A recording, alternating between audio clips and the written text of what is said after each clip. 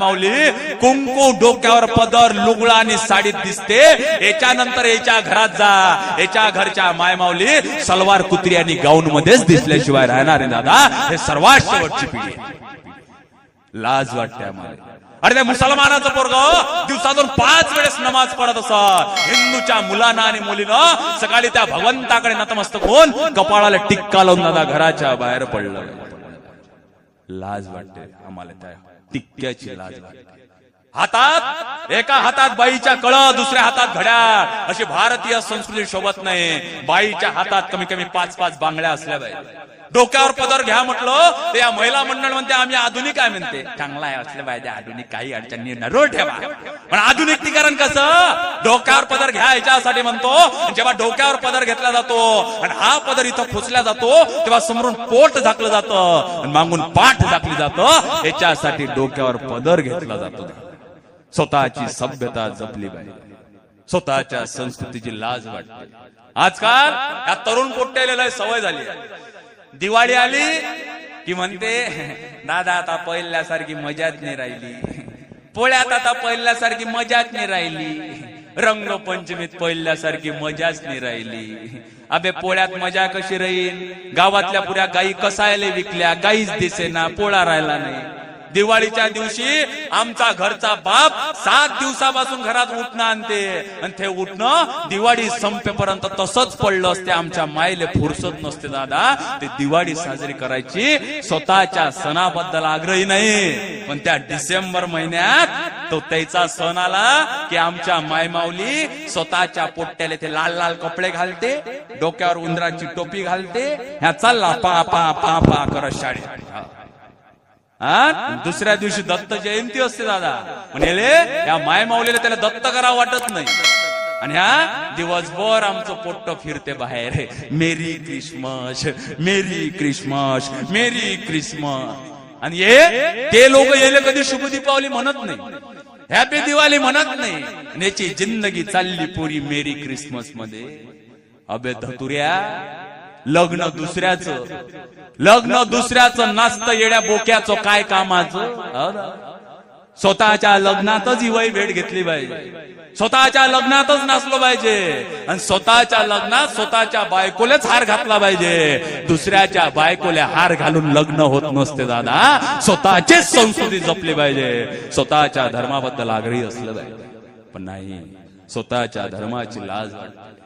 मुसलमानाचं दादा रमजान ईदची नमाज झाल्यावर एक तरी मुस्लिम बांधव रस्त्यावर नाचला का तुम्हाला सांगा? नाही. ख्रिसमसच्या दिवशी तो सांताक्लॉज रस्त्यावर नाचला का? नाही नाचला. पण आमचा गणपती, दुर्गोत्सव, गणेशोत्सव आला की आमचं पोरग दादा भोंगय होऊन नाचते बाहेर. स्वतःच्या संस्कृतीची लाज वाटते. दारू कोण पेते हो? त्या शिवजयंतीत, गणेशोत्सवात दारू कोण पेते? भगवान अक्रूर जेव्हा भगवान श्रीकृष्णाला आणण्यासाठी मथुरेत गेले होते, गोकुळात गेले होते आणि मथुरेत पहिला हंगाम होता. त्या मथुरेच्या हंगामामध्ये पहिल्या दिवशी आदल्या रात्री एका राक्षसानं कुलियापीठ नावाच्या हत्तीला दारू पाजली होती. कोण पाजली होती? राक्षसानं. कोण पाजली होती? कोणाला पाजली होती? हत्तीले. कोणाला पाजली होती? कोण पाजली होती? जोरानं म्हणा, कोण पाजली होती? कोणाला पाजली होती? कोण पाजली होती? पाजत कोण असते? पेत कोण असते? मी काही बोललो का? नाही, समजलं संत पाहिला. स्वतःच्या संस्कृतीची लाज वाटते.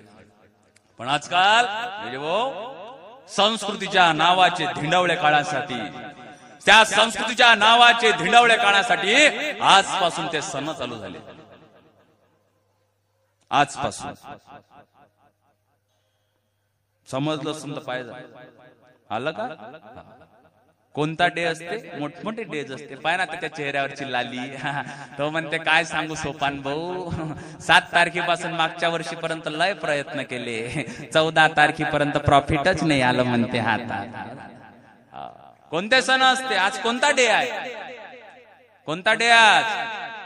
रोज डे. असं तुला बरं माहितलंय का? Rose day. आणि तो भालुद्याचा दिवस कोणता असते? कोणता? Teddy day. तुम्हाला बरं माहित आहे टेडी डे. आणि सगळ्यांचा राजा आहे तो व्हॅलेंटाईन. आणि तो दिवस तुम्ही साजरा करता, त्या 14 फेब्रुवारीला साजरा करता. अबे ज्याच्याकडे गिराईक आहे त्याच बरं आहे, नाही तर बाकीच्याची हनुमान जयंतीच आहे. या वर्षी तर संकष्टी होते, कोणाची सुटली असन कोणाची सुटायची असन. आणि आजकाल ते नवीन सुरू झालाय का इंस्टाग्रामवर आजकाल काय सुरू झालाय, तो म्हणते 14 फेब्रुवारी पर्यंत पोरगी भेटली तर ठीक, नाही तर 14 फेब्रुवारीला बजरंग दल जॉईन करणं. अरे बजरंग दल जॉईन करणं हिजड्याचं काम नाही रे, ते मर्दाचं काम लागतं. बजरंग दल जॉईन देव देश धर्मास समर्पित असणारे तरुण आहेत ते, देव देश धर्मास समर्पित असणारे तरुण आहेत दादा. ते दादा तुझ्यासारख्याचं काम नाही रे, तू तेच जमव, तिच्यासोबत जाय कॉफीत, तू कॅफे पेन, तू बिल देन मर तिथं. ते बजरंग दलवाल्याचे काम नाही दादा. तू काही बजरंग दल जॉईन नको करू दादा. स्वतःची संस्कृती दिंडवळे वाढायसाठी सण आले दादा. अरे प्रेम व्यक्त करण्यासाठी करतात प्रपोज, प्रेम व्यक्त करण्यासाठी करतात प्रपोज. कधी असते टेडी तर कधी असते रोज, कधी असते टेडी तर कधी असते रोज. ज्या माय बापाच्या माथ मारले ना एवढ्या दिवस मौज, आज त्या माय बापाला घरी जाऊन करा प्रपोज. तेच तुमच्या आयुष्यातलं रोज दादा, आयुष्यातलं.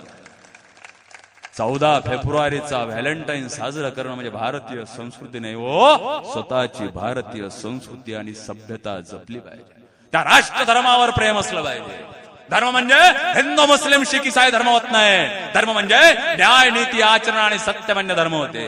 धर्म म्हणजेच राम आहे, राम म्हणजे राष्ट्र आहे, राष्ट्र म्हणजे धर्म आहे. आणि हिंदुत्वाची परिभाषा काय, या राष्ट्राची परिभाषा काय, राष्ट्राची परिभाषा परमपूज्य सरसंघचालक मोहनजी भागवत सांगतात. या देशात राहणारे 125 करोड समाज हिंदू आहे.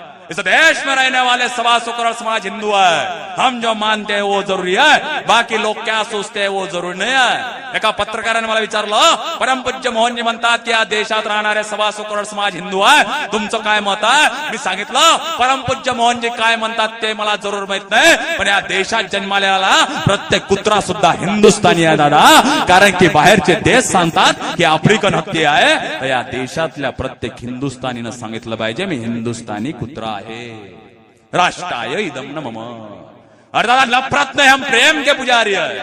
नफरत नहीं, हम प्रेम के पुजारी है. गर्व से कहो कि दादा हिंदुत्ववादी है, दादा हिंदुत्ववादी असलं. मातेत ममत्व, पित्यात पितृत्व, त्याप्रमाणे प्रत्येक हिंदू मध्ये असते दादा हिंदुत्व. दादा हिंदुत्व म्हणजे मुस्लिम द्वेष होत नाही. हिंदुत्व म्हणजे जगण्याची पद्धती आहे दादा, ती जगली पाहिजे.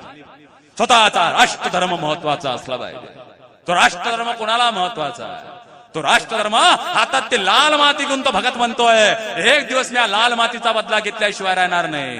आमचा भगत मोठा होतो, त्याला पाहायला पाहुणे येतात, त्या काळचे गर्ग श्रीमंत लोक असतात. त्याच्यामुळे आई म्हणते हे बेटा भाजीपाला बाजार घेऊन ये. आमचा भगत त्या 50 रुपयाच्या नोटीकडे पाहतोय, पण पाहताना म्हणतोय आज जर मी या नोटीचा भाजीपाला आणला, बाजार आणला, आलेल्या लोकांनी जर मला पसंत केलं, माझं अवघ आयुष्य एका बाईच्या सेवेसाठी जाईल. माझं अवघ आयुष्य एका बाईच्या सेवेसाठी नाही, तर मातृभूमी आईच्या सेवेसाठी आहे. भगत फरार होतो.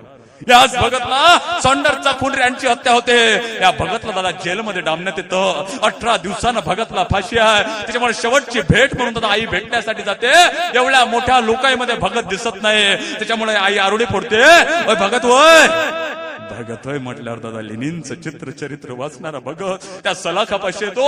आई ज्या क्षणी भगतला पाहते ना, त्या क्षणी आगचा बोक्सा रळायला लागते. तेव्हा तो भगत म्हणतो आई रडू नको, आई रडू नको, आता माझ्यावर फक्त तुझा अधिकार नाही, तर देशातील कोट्यावधी लोकांचा अधिकार आहे. तेव्हा ती आई म्हणते बेटा मी याच्यासाठी रडत नाही की तू 18 दिवसानं मरणार आहे, मी याच्यासाठी रडत नाही की तू 18 दिवसानं मरणार आहे, मी याच्यासाठी रडते की मी फक्त या देशाला एकच भगत देऊ शकली, याच्यासाठी ते माय माऊली रडायला लागते हो. आणि तेवढाच वेळात तो भगत म्हणतो आई बाबा माझ्यावर एकच कृपा करा, माझं शेवटचं जे प्रेत राहील ना, शेवटचं जे प्रेत राहील ना पांढऱ्या कपड्यामध्ये घातलेलं, ते प्रेत घ्यायला आई बाबा तुम्ही येऊ नका.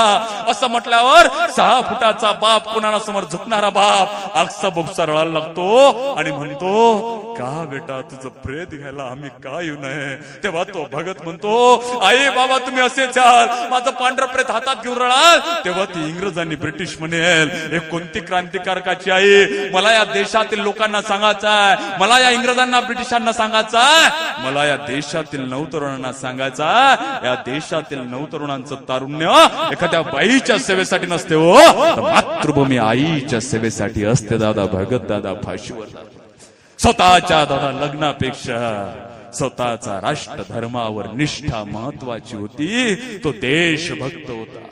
आणि कोणता रंग? तो रंग ज्यावेळी हरिवंशराय बच्चन यांच्या शायरीमध्ये जातो ना, हरिवंशराय बच्चन सांगतात रंगबरसे बिघे चुनरवाली रंगबरसे. हा रंग ज्यावेळी आस्थेच्या चौकट जातो, अनुपचार कहतात शाम पिया मोरे रंग दे चुनरिया, ऐसा रंग दे की रंग नाही छुटे. हा रंग ज्यावेळेस कवितेच्या मंचावर जातो, भावना पंडित गातात रंगुनी रंगात सारा रंग माझा वेगळा, गुंतुनी गुंत्यात सारा गुंता माझा वेगळा. हा रंग ज्यावेळेस तुकाराम महाराजांच्या बाजून जातो, तुकाराम महाराज गातात रंगी रंगी रे श्रीरंगी काय भुलला सिपतंगी. हा रंग ज्यावेळेस बॉलिवूडने दस्तक देतो, तेव्हा बॉलिवूड गातं मेरा रंग में रंगने वाली परियो या परियो की राणी. हा रंग 18 वर्षाच्या मुलापासून राष्ट्रभक्तींना नावून निघतो, तेव्हा 18 वर्षाचा भगतसिंग गातो मेरा रंग दे बसंती चोला, रंग दे बसंती चोला. स्वतःच्या लग्नापेक्षा दादा स्वतःच्या राष्ट्र धर्माची निष्ठा महत्वाची होती. ते निष्ठा कोणाला महत्वाची होती? ते निष्ठा आमच्या वारकरी संप्रदायाचं वैभव त्या बाबा महाराजांना महत्वाची होती. काय ते बाबा महाराज? बाबा महाराजांचं नाव ऐकलं की त्यांचं दादा फक्त एकच गोष्ट डोळ्यासमोर उभी राहते, ते म्हणजे आमच्या लहानपणी जेव्हा आळंदी पंढरपुरात जायचो तेव्हा हरिपाठाची एकच कॅसेट वाजायची, ते म्हणजे बाबा महाराज सातारकरांची. ते कॅसेट ऐकू ऐकू आमच्या सारख्यांचा हरिपाठ पाठ झाला. ते बाबा महाराज सातारकर दादा आम्हाला सोडून गेले. आणि काय ते वैभव बाबा महाराजांचं! त्या पंढरपूरच्या प्रांगणामध्ये कीर्तन चालायचं, सोनेरी फेटा डोक्यावर आहे, मखमलची शाल, कपाळाला फक्त आणि फक्त बुक्का, आरूढ व्हायचे, रामकृष्ण हरी विठोबा रुक्माईचा गजर चालू करायचे. 15,000ची पब्लिक दादा जागच्या जागावर नाचायला लागायची. हे वैभव दादा आमच्यातून गेलो. आणि त्याच बाबा